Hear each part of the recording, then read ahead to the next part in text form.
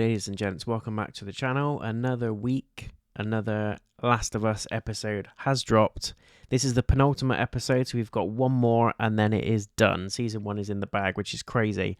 9 weeks have passed. But anyway, you're here to check out the episode 8 review. So without further ado, this is going to contain huge spoilers. So come back and watch this at a later time if you haven't yet checked out the episode. Also, don't forget to leave a thumbs up if you do enjoy it, and feel free to come and subscribe if you're brand new to the channel. Episode 8 is called When We Are in Need. Does it hold up? Is it as good? Is this hype train continuing to chug along? Yes. This episode is fantastic, guys. Very, very easy, perfect score. As with all my episodic reviews, I'm going to break down what I liked about it. If there's anything at all that I didn't like, and there isn't, it's a fantastic episode. Absolutely flawless writing, great acting, great cinematography, brilliantly creepy new characters that come and go, but we'll touch on that in a second. But all in all, it is great. So the episode starts off, we're seeing sort of like a cabin scene. There's a group of people gathering around a dude, which I assumed was David. As the second I saw him, I thought, it's that guy. He's giving a bit of a sermon. He's the priest guy, and he's comforting a girl who is asking when they can bury her father. And he's kind of like, you know, you got to give it time. God needs to process this for you. And don't worry, it's all going to be in hand and it's okay. He's just got that eerie, cult-like, I'm in charge, you kiss my ass type of vibe. And that comes true. So for those of you that have played the game, this is that scene and that section in the game towards the end where Ellie is creeping around the kitchen and you've got to stab the guy in the back a few times. Kitchen's on fire. This is that. This is where we are in the timeline. So for those of you that haven't played the game, I'm going to plug it very quickly. Go and play it. Do it. Do it. Do it. The TV series is bringing in brand new fans, brand new gamers that are now picking up the game because of this TV series.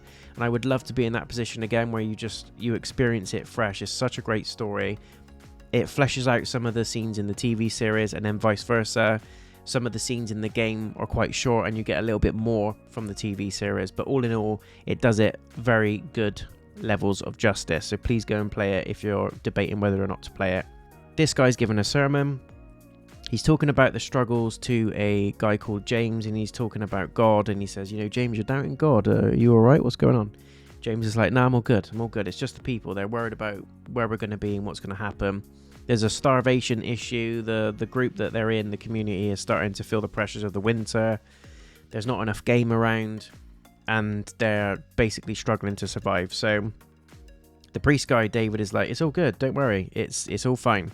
Let's just see how it goes. God will provide. And he's got that very weird sort of side stare as if to say, you need to do what I tell you to. He's got that very eerie presence about him that is very sort of mind-boggling, and you just know he's mentally abusing people, and more on that in a second. But we then cut to Ellie, who is checking on Joel. As we remember from the last episode, Joel took a wound to the chest, and Ellie basically stepped up as nurse and is really looking after him, bless her.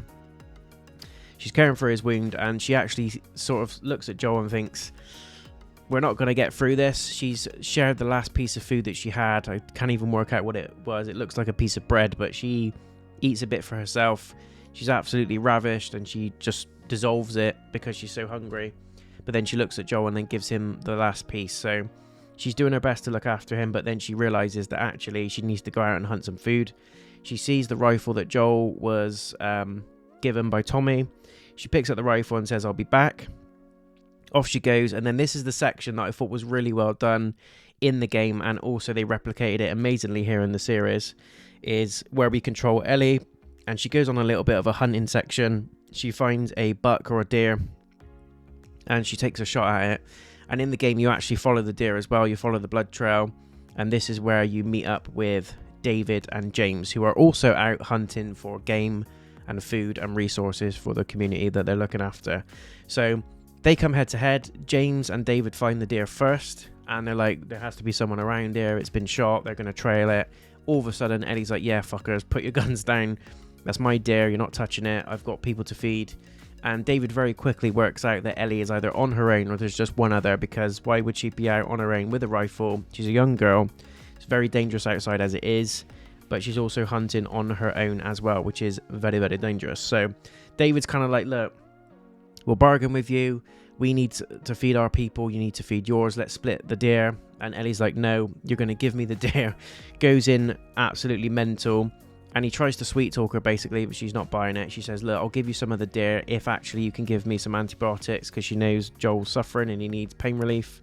And, you know, he needs to clear that infection. So David says to James, go and get the thing. It's not a trick. Go and get her the drugs. Go and bring them back because we need this.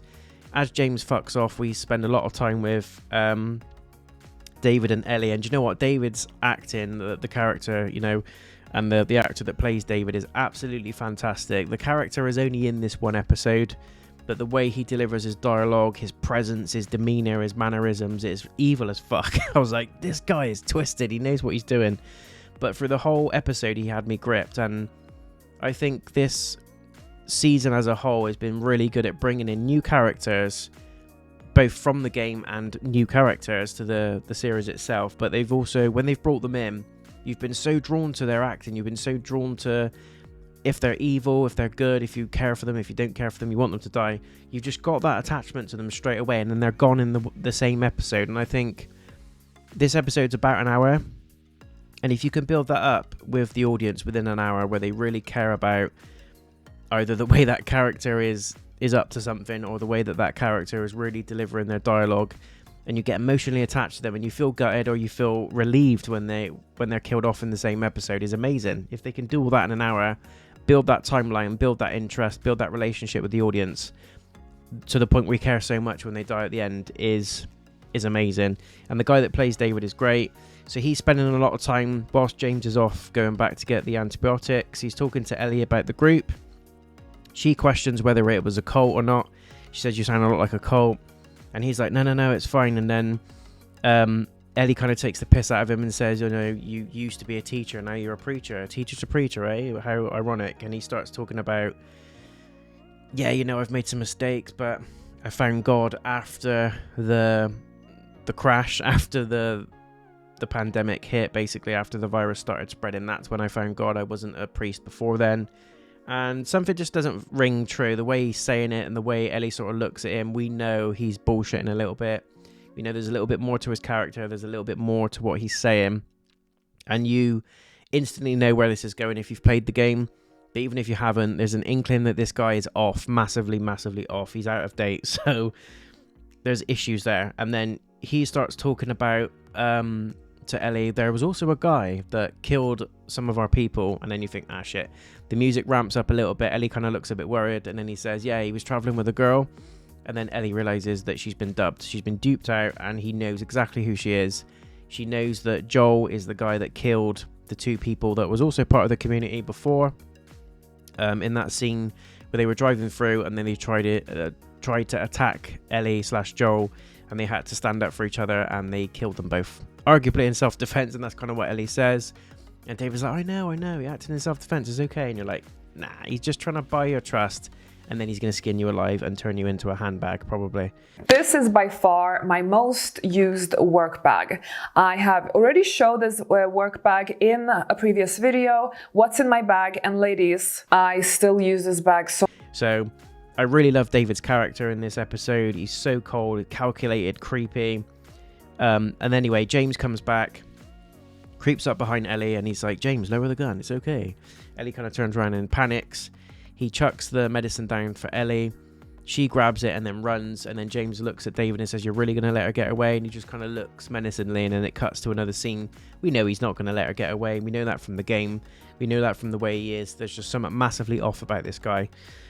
We then get a scene where Ellie is back with Joel, and she is very touching. She's sort of injecting him with the medicine. She's like, Joel, where do I put it? And she just puts it straight into the wound. This is the scene you see here. And she's holding his hand, and she just kind of curls up to him, and it's quite touching. And it's just cementing home how far these two have come in terms of their relationship from episode 1 to now. It's amazing. It's just a beautiful thing to witness. We then cut to a kitchen, and there's a guy that's preparing meat. So we're back in the community now, David's community. There's a guy that's preparing meat, and then they bring in a slab of meat. I knew straight away what it was. And if you haven't played the game, you could probably work out where this meat has come from. If you were paying attention at the beginning of the episode, someone's died, lost her dad, Then they're asking when they could bury him, and he's like, oh, not yet. It's because he's been chopped up. So the venison hasn't even made it back to the kitchen yet, and the cooks are preparing meat. They're chopping it up. He makes like a beef stew or something, like there's meat and then there's tomato puree or something in there. And he's like, what meat is it? And he's like, it's venison.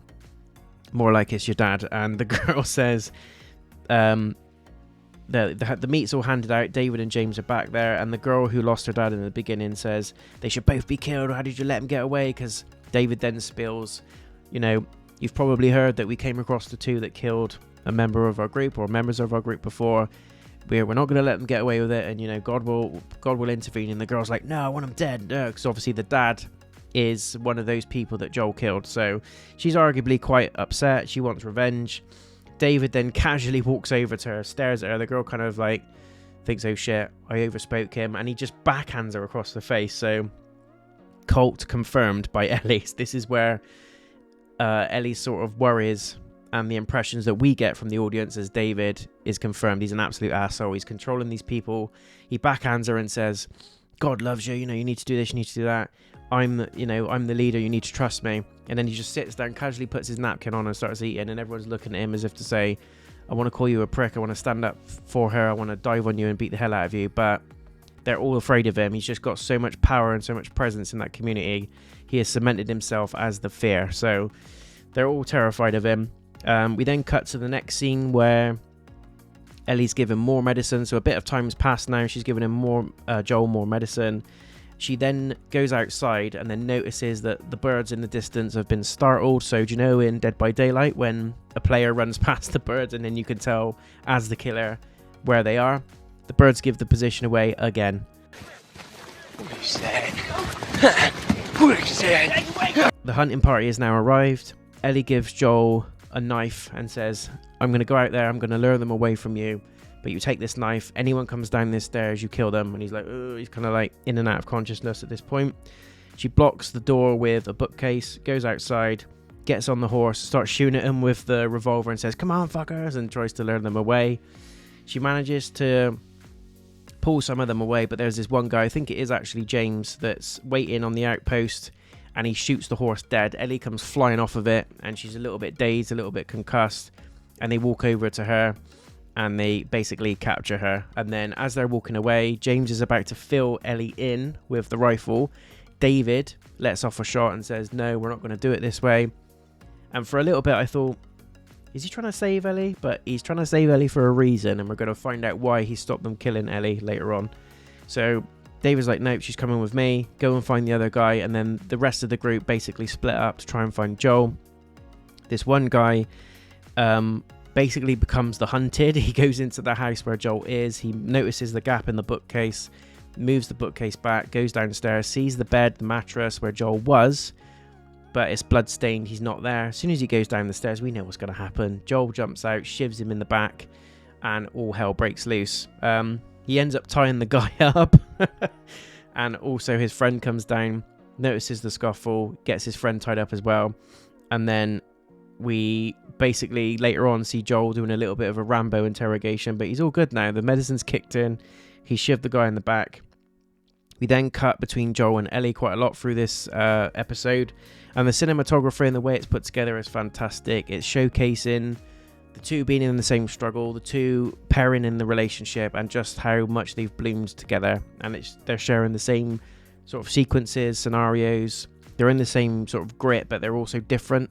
And it's just beautiful the way it's been presented on the screen. But we cut back to Ellie, who wakes up in a cell, and David's there. Of course he is. And he's saying to Ellie, you need to join us. You're going to die alone if you stay with him. He's going to end up dead, or you're going to end up dead. There's a group of us here. We can keep you safe. I can look after you. I can't do that if you're out there doing what you're doing and not with us. So join us. Join us, precious. So Ellie's not having any of it. And we cut back to Joel. And Joel is then doing his Rambo interrogation. He's got them both tied up. He's got a knife in one of their knees. He's twisting it and he's saying, you're going to tell me where they are. Very cleverly, he sticks the knife in one of the guy's mouth, pulls the map up and says, you're going to point at where we are and where your community is. And then your friend's going to tell me the same. And if you don't, you're both going to die.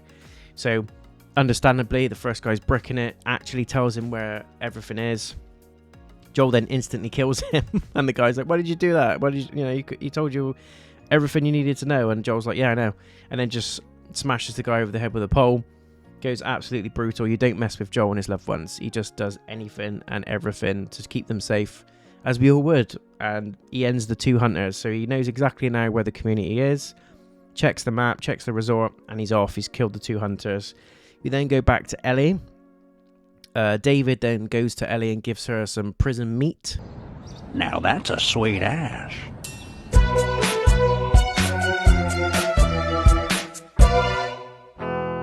Gives her a little bowl of daddy juice and says, you know, eat this, it's fine. You need to eat. And Ellie sort of looks and notices that there's an ear on the floor. And David, the priest, kind of looks at it. He's like, oh, God, you know. So he's been duped. She's found out that they're eating people.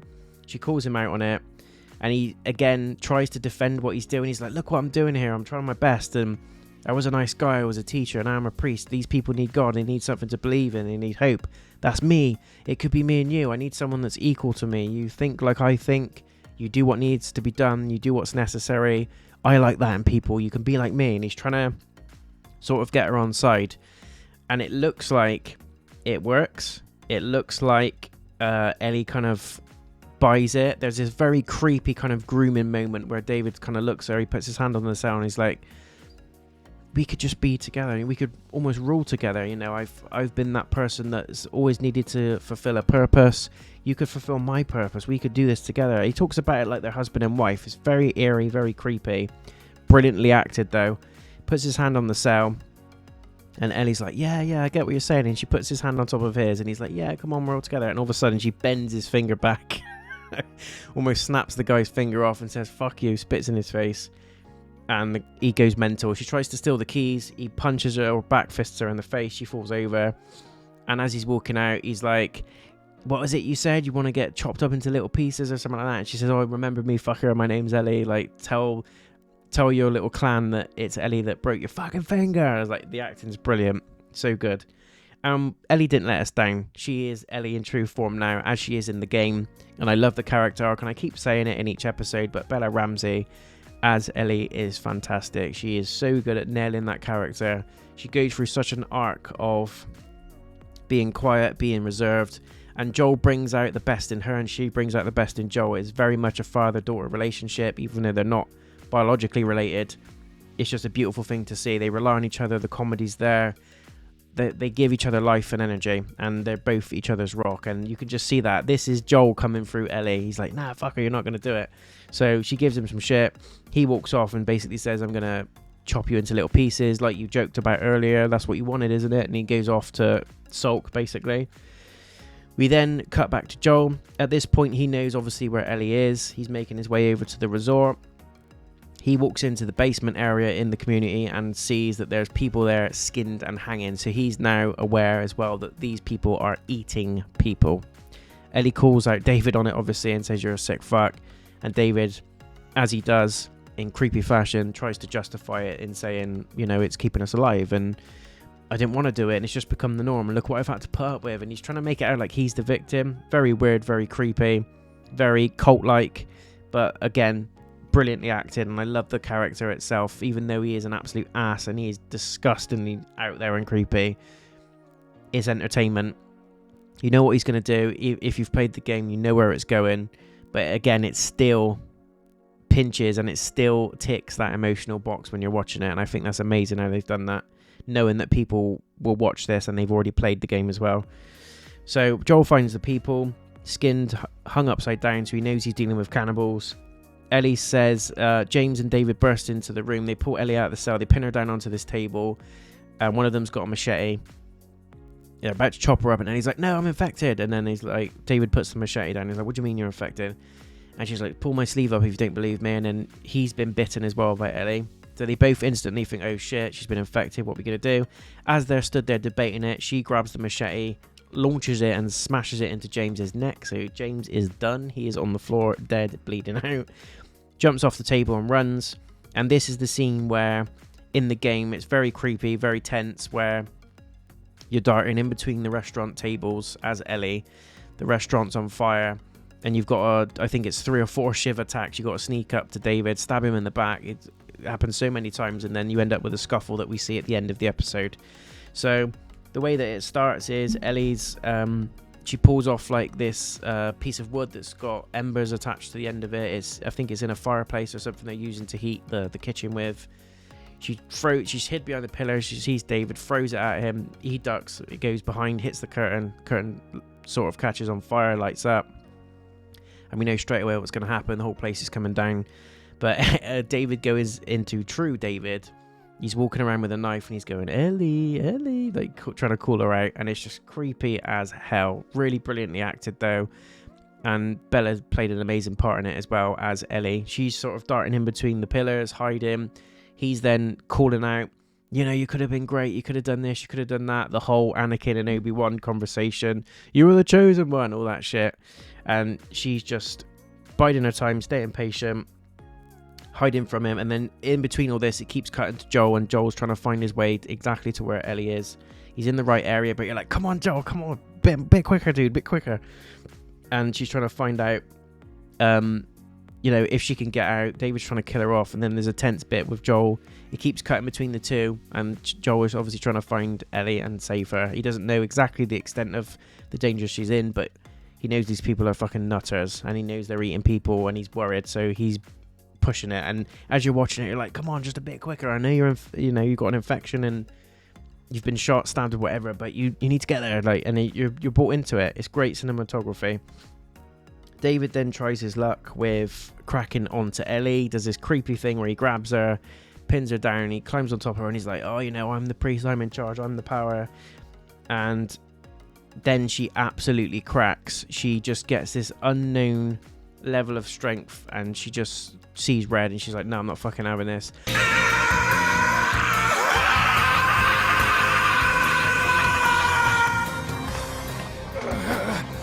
Feels like the whole world is shaking apart. She manages to overpower him. She picks up the I think it's like a plate, or I can't remember if it's a sword or something, or the machete. I think David takes it out, or takes a knife or something, and she just absolutely pummels David with it, screaming. And there's a really brutal scene where she hits him once, he goes down, and then she's screaming, and she's just hitting him for about 20 to 30 times, just going absolutely nuts. Lost her rag, as you would. So again, this is Joel coming through Ellie, and she's really sort of letting, you can see all the emotion, even though she's obviously defending herself, it's life or death. She is letting all that emotion that's built up over this series of the loss of people, obviously with Riley, everything that happened with that, the whole outbreak itself, people that have come and gone, Tess, people that she's lost. You can just feel it in the acting, that every single blow that she's landing is stuff coming off of her chest, and it's stuff that she's letting out. And poor David's getting it right in the chops. He's getting diced into pork, rightly so.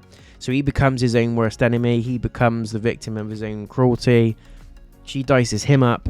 I don't think she eats him, but she just leaves him as a pile of meat on the floor, diced and smashed, which is what he deserves, obviously. We then see Ellie sort of burst out of the kitchen. There's smoke coming out behind her. The place is lit up. Everything's on fire. And Joel gets there just in the nick of time, holds her. She's kind of like jumpy, and he says, it's me, it's okay. And it's like, you get that sense of relief. And the episode ends with them both trotting off through the snow, and it fades to the credits. So another fantastic episode. My only little gripe is, where were the other people? So in the community, what happened to the other people at the end? So it's just David. James got it in the throat. David's sort of tussling between Ellie and the kitchen being on fire. Surely if you're in that community, you'll see smoke, you'll hear noises, you'll hear something, and nobody turns up, absolutely nothing happens. In the game, it's slightly different. It's a little bit more realistic, and people get killed off. As Joel, you got to go through and systematically take people out, and we don't see that here. But I assume they thought the audience would know that that's what Joel would have done, and didn't really have the time to go through and do that. But it would have been nice to see just a couple of people get murdered by Joel, Solid Snake style, just to confirm that he did make his way through, and he's not just landed his luck he's come into the kitchen. There's nobody around, although there's a big community of people there, and these people don't see the smoke, they don't hear the screaming. It's a bit odd, but it doesn't take anything away too much from the episode, and it's something that I had in my head as someone that's played the game. If you guys haven't played the game, it might not have bothered you, but on a common sense sort of ground, it's a bit weird. that they didn't address it in the episode. But as I said, very entertaining. The whole episode from start to finish was fantastic. That was the only real flaw that I could pick out of it. I loved David's character. He was creepy as you like. Loved that he died at the end. It was kind of like a Joffrey bittersweet ending. He finally got what he deserved. He really was a cunt, wasn't he? And the acting throughout was stellar, both from Bella Ramsey and Pedro Pascal. The both of them have done the characters justice. Bearing in mind, Pedro has not played The Last of Us. He didn't know anything about The Last of Us prior to taking the role. Took the role, and then people were saying, this is a game, right? It's one of the biggest things ever. And then he paid attention to the character. He learned more about the game, which I think is great because it just shows that he's really caring about his craft. He really wants the fans to be pleased with the way that he delivers Joel. And I was very, very pleased with the way he delivered Joel. Same as Bella. And I think even more so for Bella because the first big thing she did before this was Lyanna Mormont in Game of Thrones. She was a great little character there, but wasn't really a main character. When I found out she was doing Ellie, I was like, I'm not sure if she can pull it off, but she proved me wrong and then some. Great little actress, and she's really, really good at just showcasing the dynamic of Ellie, because Ellie is a complex character. She's not just this FU teenagers type of attitude. She's got this very complex, diverse character where 1 minute she's grieving, 1 minute she's upset, 1 minute she's trying to make light of the situation. She cracks jokes, she cracks one-liners. She's got this little joke book. She looks at Joel as a father character because she's never really had a father in her life. She's new to the pandemic. There's just so many levels and so many dimensions to her character. I was a little bit worried, I must admit, about nothing against Bella Ramsey.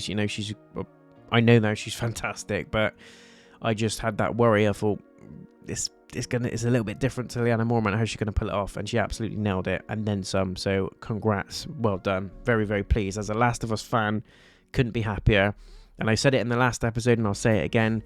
This is the best video game to TV adaptation I have ever seen. Love it, absolutely love it.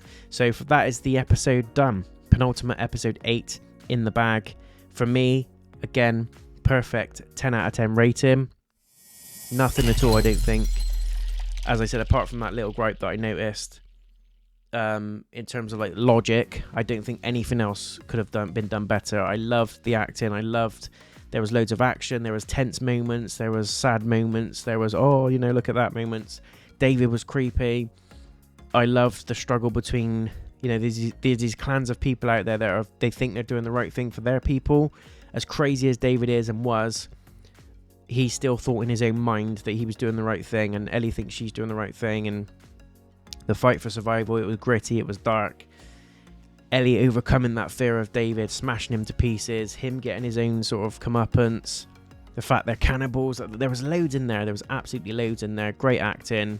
Great. I loved the way that the scenes were sort of flicking between the two as well. When Joel was struggling to get to Ellie and Ellie was fighting David, it was like a similar struggle in the same world, the same apocalypse, but they were individual in their struggle as well. It was just beautifully written, beautifully acted and scripted as well. So ticks in all boxes. Very, very pleased. I'm a little bit gutted that we've only got one more episode next week, but I'm sure it's going to end on a massive high. We'll do a little bit of a series wrap up then as well. Thoughts about the overall series, but I can tell you now I'm very, very pleased with it, and I can't see episode 9 taking any kind of a nosedive. It's going on a massive hype train, and it's going to end well as well, I believe. My only concern and worry at this point is what does season 2 look like, because I hope they don't use the same formula, funny enough, because I think whilst part 2 was a great game and it won awards and things like that, I think there was a lot of issues with it. I think there was, in terms of the plot and the story, I didn't have a problem with a certain event. You guys know what I'm talking about. I'm not going to spoil it for people that haven't played it, but there's a big event where a big character ends up having stuff done, and yeah, I hope that gets changed. I don't mind that happening because that's a huge thing to happen, but I think the way that they did it could have been a little bit better, a little bit longer, maybe happened in the middle of the game. So hopefully they change a few things with season 2 based on sort of feedback from players and fans. They might just stick to it as is and go, do you know what, we won awards for this, we're just going to do the same formula, lift it all out and put it in. But I hope they make some tweaks and then it'll be perfect, just as perfect as season 1. But yeah, penultimate episode done. I'm very happy. 10 out of 10. Join me next week for the final review, sad times of The Last of Us, but I will continue to do TV and movie reviews for you lovely people. Please stay tuned to the channel. Let me know in the comments what you think about the episode. Is there anything you think could have been different? Did you enjoy it as much as I did, or did you have any gripes? And what are your worries or concerns for the end of the season / season 2? Let me know. Until next time, guys, take care of yourselves, and I'll see you in the next video. Peace.